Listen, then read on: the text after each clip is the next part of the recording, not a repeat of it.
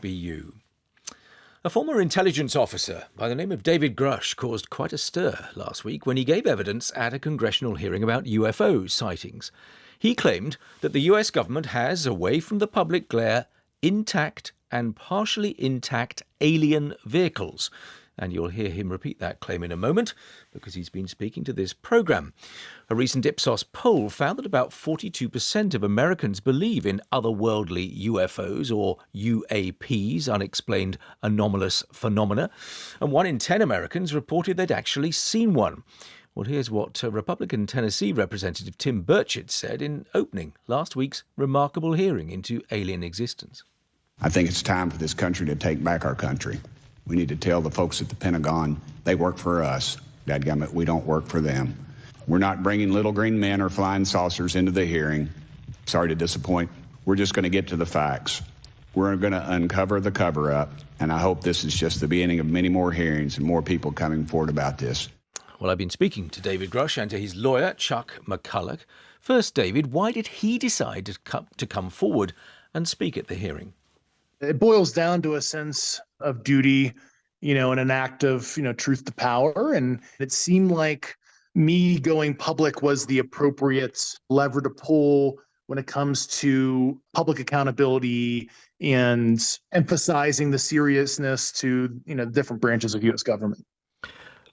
The most eye-catching claim that you made during your evidence, and the one that made the most headlines, was the claim that the US government has, quote, intact and partially intact alien vehicles in its possession. In other words, it has them, but it isn't telling people about them. Why did you go public with that specifically?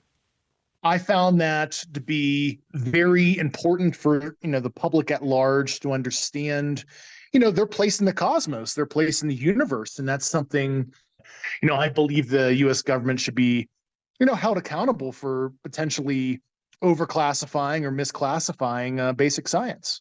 But how do you know they have these items? Because you've not seen them yourself, have you?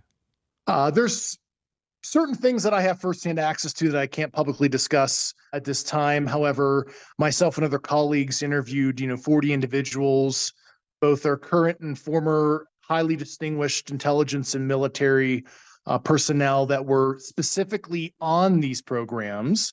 And those that were willing, I directed to the Intelligence Community Inspector General. So the Inspector General was able to interview these people that do have direct firsthand information. Right. So they have that information directly. Have they actually seen these vehicles? The individuals I interviewed that I directed to the Inspector General, yes, they have the firsthand experiences, yes. Right. Which is an extraordinary claim, as you would readily acknowledge. Why, if it's true, has the government not acknowledged it? Yeah, that's a multifaceted question. It goes back, 80, 90 years ago when this was first created, and they, translated some of the secrecy from the Manhattan Project onto this subject because, they weren't sure how ontologically shocking it was going to be to the world populace. And then 2, as you can imagine, it's a Pandora's box for, potential military and weapons development type reverse engineering activities. So they decided to keep it under wraps for many years. But we're talking here just about the US government. If they've got these things hidden away, surely other governments around the world might have had a similar experience. So the idea that it's a solely American thing is surely fanciful. It does cross into other countries and other allies, to include the Five Eyes Alliance, which is something I've already stated publicly. The media reporting bias and societal transparency is a little different in the U.S. So that's the crux of what most people hear, but it is certainly not an American issue. I want to put some of the doubting voices to you in a moment, but I want to bring Chuck in first. Chuck, as a lawyer working alongside David, what are the legal implications of what he is saying and what the government is denying? Our government relies on congressional oversight, the checks and balances of congressional oversight.